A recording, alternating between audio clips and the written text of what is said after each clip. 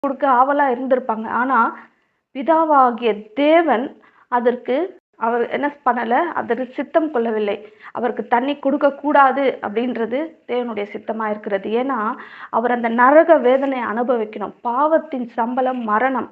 அந்த மரணத்துல வந்து ஆக்கினை இருக்கிறது இல்லையா? தேவனுடைய கோபம் அவர் மேல ஊற்றப்பட்டிருக்கிறது. தேவனுடைய கோபம் ஊற்றப்பட்டிருக்கும்போது, தொண்டையெல்லாம் வறண்டு போய் தாகத்துல அவர் தவிக்கிறார்.